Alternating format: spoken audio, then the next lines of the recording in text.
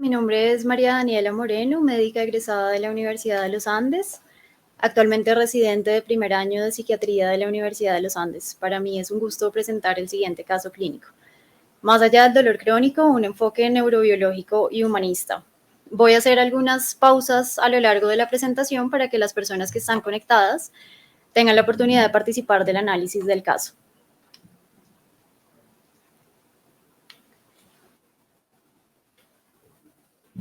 Se trata de una paciente mujer de 29 años de edad, soltera, católica, natural y procedente de Bogotá, profesional en gastronomía, quien actualmente trabaja en una guardería de mascotas, quien ingresó a la Fundación Santa Fe el 28 de mayo del 2021 con el siguiente motivo de consulta.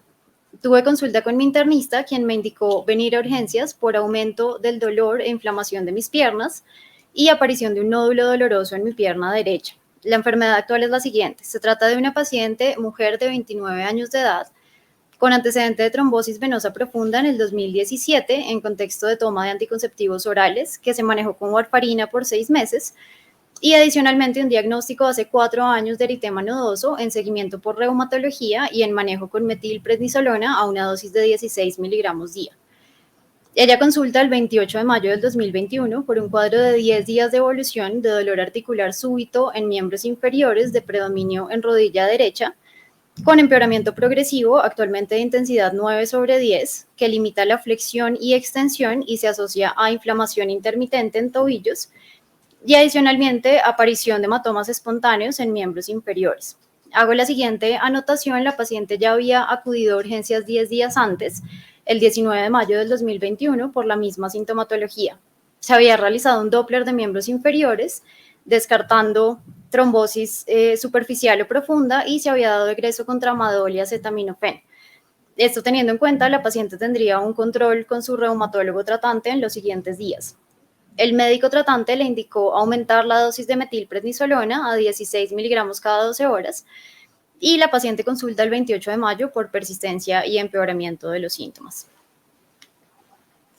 En cuanto a antecedentes, se trata de una paciente natural y procedente de Bogotá, profesional en gastronomía, soltera, sin hijos, quien vive sola desde febrero del 2021. Ella previamente vivía con su hermano mayor de 34 años y con sus padres. Antecedentes patológicos: había tenido una trombosis venosa profunda que había sido anticoagulada con warfarina por 6 meses, esto en septiembre del 2017. Y adicionalmente, en historia clínica vemos un reporte en octubre del 2020 de pérdida de peso no cuantificada. En cuanto a antecedentes ginecobstétricos, la paciente no había tenido embarazos, no estaba planificando al momento de su ingreso y la última menstruación había sido hace 4 días. Sedentaria, no fuma, no consume alcohol y no consumo de sustancias. En cuanto a antecedentes farmacológicos, la paciente ingresa a la institución tomando metilprednisolona a una dosis de 16 miligramos cada 12 horas. Como les comentaba previamente, había aumentado la dosis en los últimos 10 días, y adicionalmente vitamina D a una dosis de 2.000 unidades día. En cuanto a antecedentes alérgicos, no tenía conocidos a fármacos ni alimentos. La revisión por sistemas fue la siguiente. La paciente tenía sintomatología y pruebas negativas para COVID-19, niega cefalea, úlceras orales o alteraciones visuales, niega sintomatología respiratoria y presentaba un cambio en el hábito intestinal. Al momento de su ingreso tenía estreñimiento, dolor tipo quemazón en miembros inferiores de predominio en rodillas con aumento de la temperatura local y edema intermitente en tobillos. En cuanto al examen físico, la paciente ingresa con un Glasgow de 15, sin signos de dificultad respiratoria y afebril, con los signos vitales que vemos en la diapositiva. Ella ingresa con una talla de 1,68 centímetros y un peso de 47 kilogramos para un IMC de 16,65, que se reporta a su ingreso como desnutrición grado 1. Al examen físico presenta hiperalgesia y alodinia de predominio en rodillas, un nódulo doloroso de 5 centímetros en cara lateral de rodilla derecha, y adicionalmente los miembros inferiores se encontraban en flexión y se reporta fue difícil completar el examen físico por dolor. Acá quise hacer una aproximación muy breve a su historia personal y a los acontecimientos más recientes. Entre octubre y diciembre del 2020, la paciente presenta 2 eventos, que son la muerte de su mascota y la ruptura de su actual pareja. Entre el 2020 y el 2021 hay un reporte en historia clínica de pérdida de peso no cuantificada. Es para febrero del 2021 que la paciente se muda a un apartamento sola. Previamente vivía con sus padres y su hermano mayor de 34 años de edad. Y entre marzo y abril del 2021 hay un contagio simultáneo de sus padres por COVID-19 con una estancia en unidad de cuidado intensivo de aproximadamente un mes. Tanto ella como su hermano no se contagian por COVID-19 y es para mayo del 2021 que inicia la sintomatología que les comentaba previamente. En cuanto al examen mental, y esto teniendo en cuenta la valoración que realiza psiquiatría durante su ingreso y el seguimiento que me fue posible realizar a mí de esta paciente, se trata de una paciente mujer sentada en cama del cuarto de hospitalización. Al momento de la valoración sin acompañante, talla promedio y marcada delgadez, edad aparente congruente con la cronológica, 29 años de edad, porta ropa deportiva con cabello y uñas arreglados, se relaciona adecuadamente con el medio y establece contacto visual intermitente durante el examen. La paciente es colaboradora, mantiene un tono de voz bajo y por momentos se observan facies de dolor. Su actitud es respetuosa, inspira deseo de ayuda. En cuanto al estado psicomotriz, se encontraba sin alteraciones. La paciente revisa constantemente sus piernas, las cuales se encuentran en flexión. Presenta un afecto modulado de fondo triste, con elementos de ansiedad resonante, importante la habilidad afectiva, con tendencia al llanto a lo largo de la valoración. Tiene un pensamiento lógico con ideas de minusvalía y desesperanza asociadas a su situación de salud actual. No presenta ideas delirantes, no ideas de auto o heteroagresión y no verbaliza ideas de muerte, sin alteraciones sensoperceptivas. La paciente se encontraba alerta, orientada en las 3 esferas, euproséxica, memoria conservada, capacidad de toma de decisiones conservada, introspección parcial y prospección incierta. Aquí quiero hacer una pausa. En las próximas diapositivas les voy a dar una aproximación muy breve a la valoración y concepto de las distintas especialidades que valoraron a la paciente a lo largo de su estancia intrahospitalaria. Me adelanto un poco al curso del caso clínico. La paciente estuvo hospitalizada por 5 meses en la Fundación Santa Fe. En el curso de los 2 primeros meses se realizaron la mayor parte de exámenes de extensión. Se realiza el panel infeccioso, el panel de autoinmunidad, las resonancias magnéticas de neuroeje e incluso una gamografía ósea. Todos estos exámenes tienen un reporte dentro de límites normales. Hago la siguiente pregunta para las personas que están conectadas. En este punto y con los datos que les he dado, ¿cuál consideran sería una sospecha diagnóstica? En esta diapositiva pongo algunos diagnósticos que pueden tener en mente o que con los datos que he dado podrían descartar. Fibromialgia, síndrome de dolor regional complejo, vasculitis y desde la perspectiva de salud mental, un trastorno adaptativo, trastorno depresivo o trastorno de conversión. Bueno, con la pregunta que hizo la doctora de cuál sería su sospecha diagnóstica, tenemos diferentes respuestas. Algunos dicen fibromialgia, otros vasculitis, trastorno de conversión y trastorno depresivo. Perfecto, muchas gracias por la participación. Les comento desde ya, se realiza un diagnóstico que llega a ser un diagnóstico de exclusión de síndrome de dolor regional complejo. Más adelante les voy a hablar en detalle de este síndrome. Me pareció importante realizar desde ya el diferencial de fibromialgia, que veo que es uno de los diagnósticos que proponen las personas que están conectadas. Esto teniendo en cuenta que viendo el contexto histórico del síndrome de dolor regional complejo, se entiende a la fibromialgia en cierto punto como un síndrome de dolor regional complejo generalizado, por lo cual me parecía muy importante realizar este diferencial. En cuanto a la vasculitis, también es interesante, es un diagnóstico que se tuvo en cuenta al momento del ingreso de la paciente, así como las miopatías. Por parte de reumatología se descartaron estos 2 diagnósticos y desde la perspectiva de psiquiatría se manejó un diferencial de trastorno adaptativo y trastorno depresivo, conciliando posteriormente el diagnóstico de trastorno depresivo mayor. ¿Qué es importante? Y veo que una de las respuestas fue trastorno de conversión. Este es un diagnóstico que podría proponerse teniendo en cuenta la incongruencia de los síntomas de la paciente con los hallazgos a los exámenes clínicos que se realizaron durante su ingreso. Entonces, ¿cuál fue el concepto de clínica del dolor? Es un cuadro de dolor neuropático de difícil manejo, de etiología no clara. La paciente presenta una falla terapéutica a todos los esquemas analgésicos utilizados, incluyendo pregabalina, duloxetina, amitriptilina, infusión de lidocaína, infusión de ketamina, tapentadol y dosis bajas de opioide endovenoso. Por parte de psiquiatría se realiza un seguimiento en contexto de trastorno de ajuste versus trastorno depresivo asociado a insomnio de conciliación.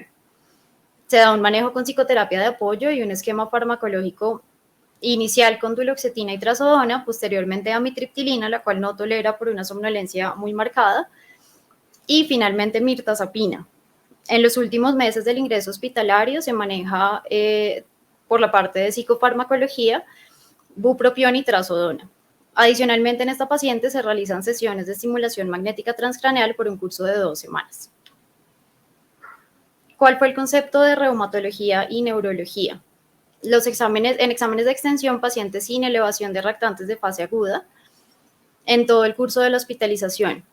ANAS, ENAS y anti-DNA negativos, complemento normal, CPK dentro de límites normales e imágenes de tejidos blandos de miembros inferiores negativas para miopatías.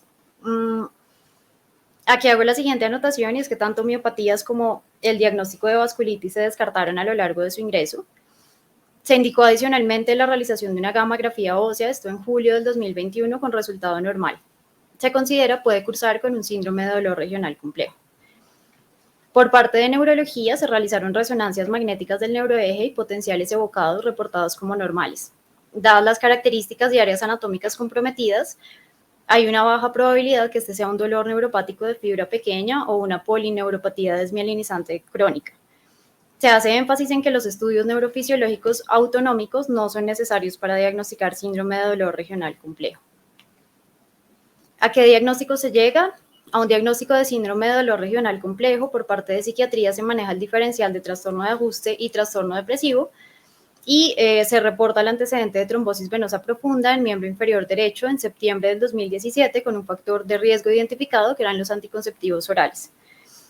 Aquí hago la siguiente pregunta y es si el síndrome de dolor regional complejo está asociado con el trastorno de ajuste versus trastorno depresivo.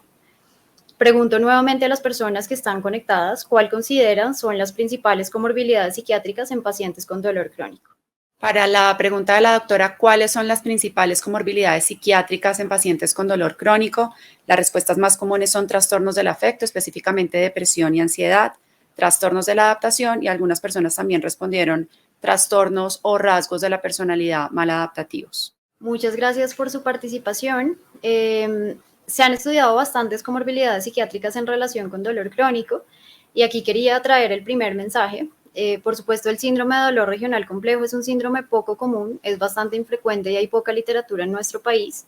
Sin embargo, como profesionales de la salud nos vamos a ver enfrentados al dolor crónico con muchísima frecuencia.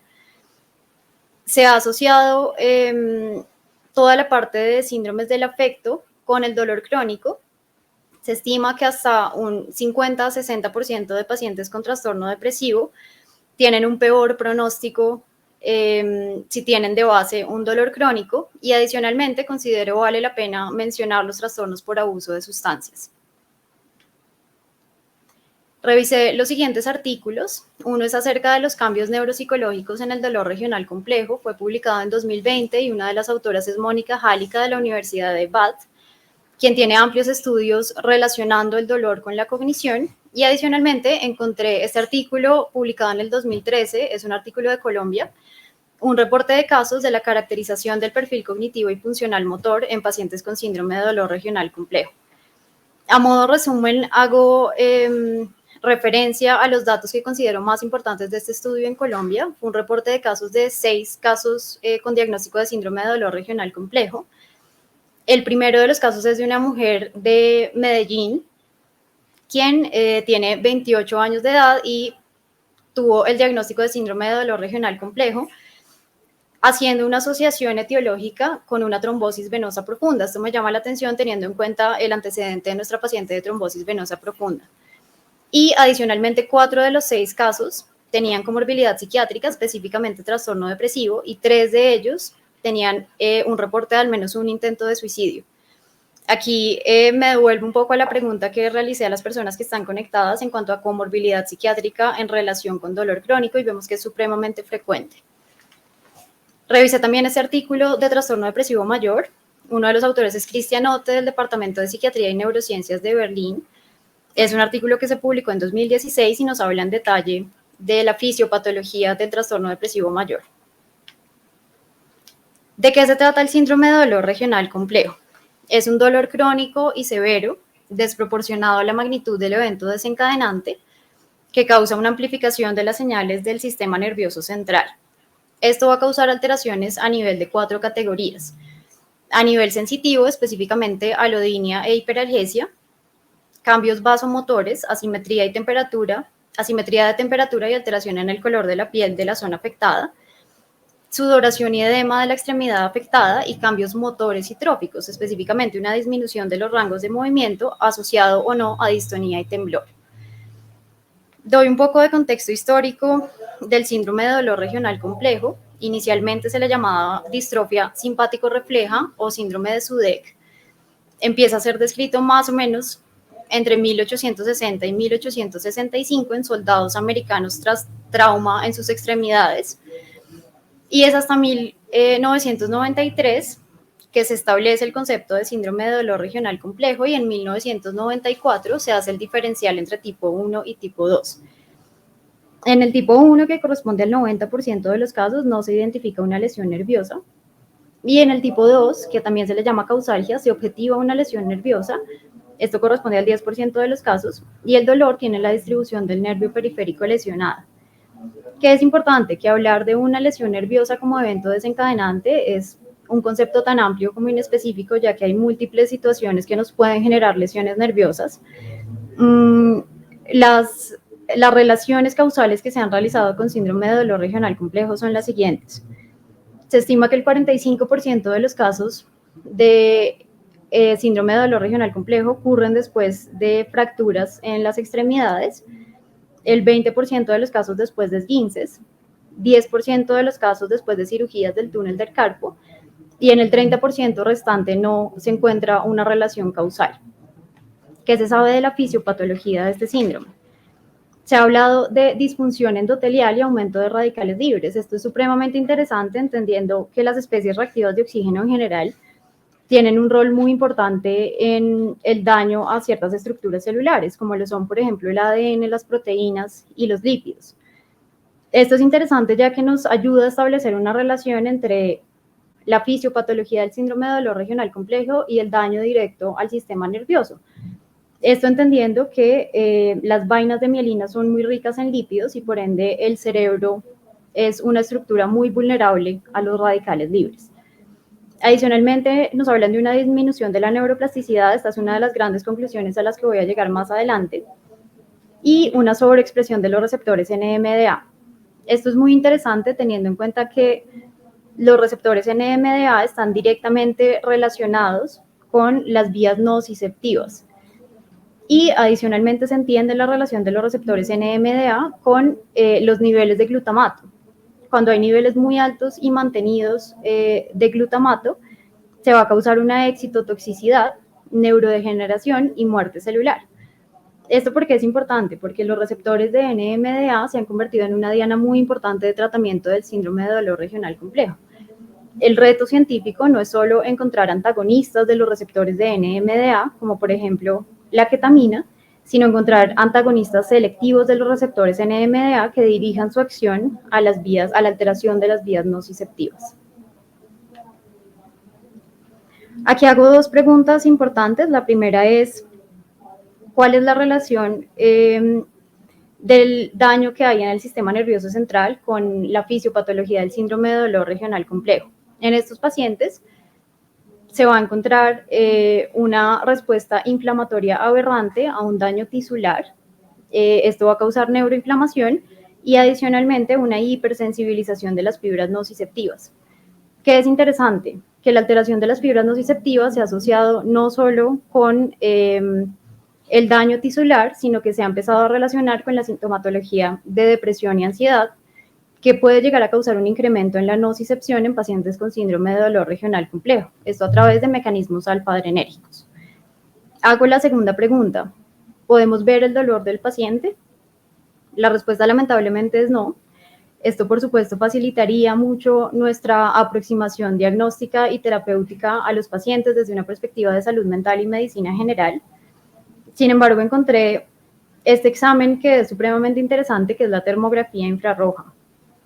¿Por qué es interesante? Porque nos provee cierta referencia visual de las zonas dolorosas del paciente con síndrome de dolor regional complejo. Este es un estudio térmico comparativo.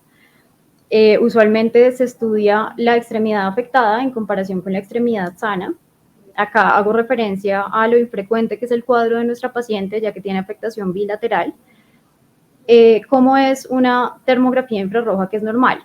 Son las imágenes que vemos en la parte inferior. Vemos una distribución isotérmica que puede tener cierta hipertermia a nivel central palmar. Y en las dos imágenes de arriba vemos a un paciente con síndrome de dolor regional complejo, con una distribución hipertérmica en la extremidad y un patrón frecuente que es la amputación térmica. Esto en relación con los cambios vasomotores que causan una alteración en la temperatura de la extremidad afectada. ¿Cuál es la afectación de las funciones neurocognitivas en estos pacientes? Se habla de un síndrome disejecutivo, específicamente una alteración en toma de decisiones, inhibición de comportamientos, manifestaciones de agresividad y falta de atención. Se estima que hasta un 42% de los pacientes con síndrome de dolor regional complejo a lo largo del curso clínico de su enfermedad desarrollan un síndrome disejecutivo. Y adicionalmente se habla de una alteración de la representación corporal. Esto refiriéndose a la estimación errónea de las dimensiones de las extremidades afectadas y dificultad para determinar su lateralidad. Que es importante que en ellos se describe un síndrome heminegligencia-like. Entendemos la heminegligencia como un déficit atencional en el hemiespacio contralateral a una lesión usualmente parietotemporal derecha. En estos pacientes no se va a identificar una lesión parietotemporal, sin embargo, se propone una hipótesis de inatención somatoespacial. Esto refiriéndose a la dificultad que tienen estos pacientes para integrar la información espacial con la representación corporal. Los pacientes van a presentar adicionalmente una negligencia motora, que es una disminución en la amplitud o extensión espacial de los movimientos de la extremidad afectada, y a somatognosia, entendiendo la falta de reconocimiento del propio cuerpo. Quería llegar a esta diapositiva, que es la que nos ayuda a hacer un diferencial desde la fisiopatología del trastorno depresivo mayor y el síndrome de dolor regional complejo.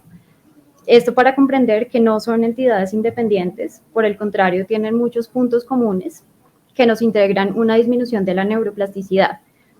La neuroplasticidad es la reactividad de nuestro sistema nervioso que nos permite adaptarnos a cambios en el entorno de las neuronas.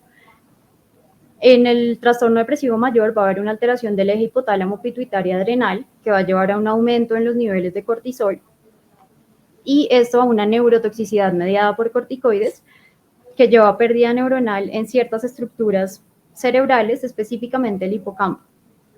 Esto nos va a causar una disfunción del sistema límbico. ¿Y cómo se ha estudiado esto en pacientes con trastorno depresivo? Se han encontrado niveles bajos de factor neurotrófico cerebral, que es la proteína que favorece la supervivencia de las neuronas. En el caso del síndrome de dolor regional complejo está la fisiopatología que ya mencioné de los receptores de NMDA que están relacionados con las vías nociceptivas. En estos pacientes se van a generar cambios neuroplásticos derivados del dolor crónico y básicamente va a bajar el umbral nociceptivo. Es por esto que los pacientes van a tener una alteración de la memoria de estímulos dolorosos y acá llegamos al concepto de hiperalgesia y alodinia, ya que van a tener una percepción de dolor incluso en condiciones normales. Hago la siguiente pregunta: ¿qué tratamiento plantearían para esta paciente? Bueno, para la pregunta de qué tratamiento plantearía para este paciente, hasta el momento no tenemos respuestas. Por temas de tiempo vamos a continuar con la presentación para que la doctora nos dé la respuesta a esta pregunta. Perfecto. Entonces, ¿qué tratamientos se han estudiado en síndrome de dolor regional complejo? Por supuesto, está el cubrimiento de un dolor crónico a través de la analgesia.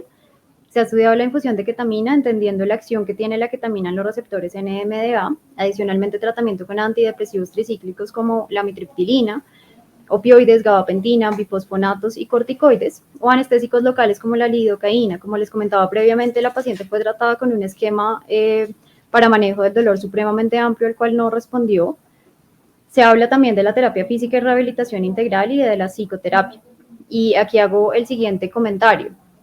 Hay una diana terapéutica en los cambios neuropsicológicos que les comentaba previamente. En cuanto a estos cambios neuropsicológicos, se habla de una reorganización cortical, que es la que va a causar los cambios motores y sensitivos. Y abro el siguiente interrogante. ¿Es posible reversar dicha reorganización a través de un manejo integral?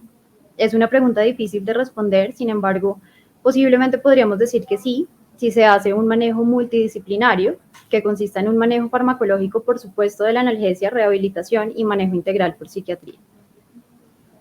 ¿Cuál fue el curso clínico de esta paciente? Se le realizaron ciertas sesiones de simulación magnética transcraneal. La simulación magnética transcraneal es administrada de forma repetitiva, puede modular la excitabilidad cortical e inducir cambios en la neuroplasticidad a largo plazo. Esto es importante ya entendiendo la disminución de la neuroplasticidad si integramos el dolor crónico con el trastorno depresivo. En cuanto a la condición de egreso, la paciente sale con una limitación en arcos de movimiento en miembros inferiores e imposibilidad para la marcha. Sale con indicación de acompañamiento por parte de enfermería de forma permanente y una marcada mejoría en la esfera afectiva. Se le da egreso el 5 de noviembre del 2021 con un plan de rehabilitación integral, sedativa periarticular de rodillas, estiramientos a tolerancia y manejo de las retracciones. Continuación de la terapia complementaria, se venía haciendo acupuntura una vez por semana y seguimiento por parte de medicina interna y psiquiatría. Quería finalizar con esta exposición, es una exposición virtual que se llama Pain Exhibit. La creó Mark Cullen, un paciente con un artista con dolor crónico. Él empieza a convocar artistas alrededor del mundo desde el 2002 hasta el 2012 y tiene un foco muy grande en el personal de salud. Esto básicamente para llevar una representación visual del dolor a los médicos. El arte es mucho más eficaz a la hora de comunicar la experiencia del dolor que las palabras. La experiencia del dolor va más allá de la presencia real del dolor físico y abarca la totalidad de nuestra vida.